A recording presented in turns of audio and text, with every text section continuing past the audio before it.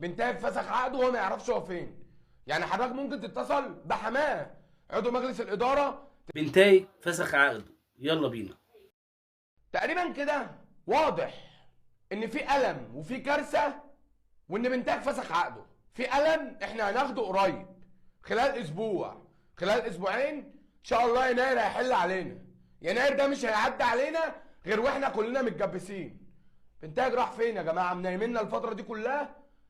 ده بيقولوا ان بنتايج فسخ عقده. كابتن احمد عبد الرؤوف بقى طالع بيفرش لنا بقى الموضوع، بيرموه لنا بقى. بنتايج فسخ عقده وهو ما يعرفش هو فين.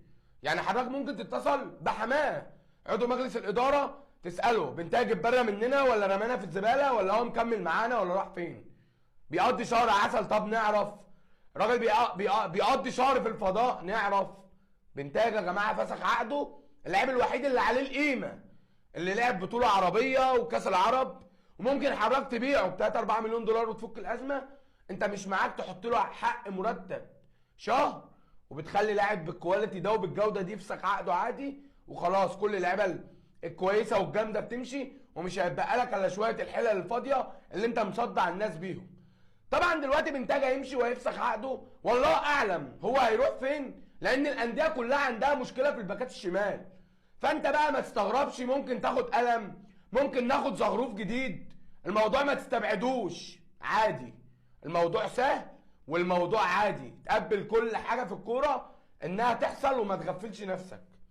طبعا انت دلوقتي هتمسك لي اسطوانه الارض، مش معاك تحط مرتب شهر اللاعب عشان ما يفسخش عقده، وان انت ممكن حضرتك تبيعه في يناير ب 3 4 مليون دولار، فبتسيبه يبقى متاح لجميع الانديه. واما طبعا يجوا يدوك على قفاك وياخدوه تطلع تشتكي وعايز تبين لنا قد ايه انت مظلوم. هو دي محتاجه مجلس اداره؟ دي محتاجه يعني ارض، وربنا ولا محتاجه ارض ولا محتاجه سطح ولا عشش فراخ.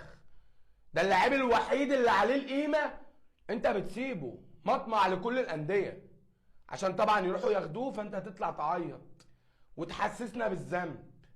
ايه يا جماعه الناس دي؟ ده بنتايج فسخ عقده يا جماعه من شهر، مش من الايام دي. بنتايج فسخ عقده من شهر والناس غفلونا وقالوا لنا لا، اللي عايزين يتفسخوا من وشوشهم بيقنعونا ان هو رجع والموضوع اتحل وان هم ادوا له مرتبه والموضوع سهل وبسيط، والراجل عمل فرح والراجل سافر قضى شهر عسل، واحنا كل ده نايمين ننا على ما نقوم على تخفيلة الموسم، ونلاقي شغل السراين شغال ومش عارفه مين رايح ومين جاي، ونقعد نشتكي. بنتايج راح فين يا جدعان؟ بنتايج فسخ عقده ازاي؟ فهمونا يا جدعان. ده اخر يوم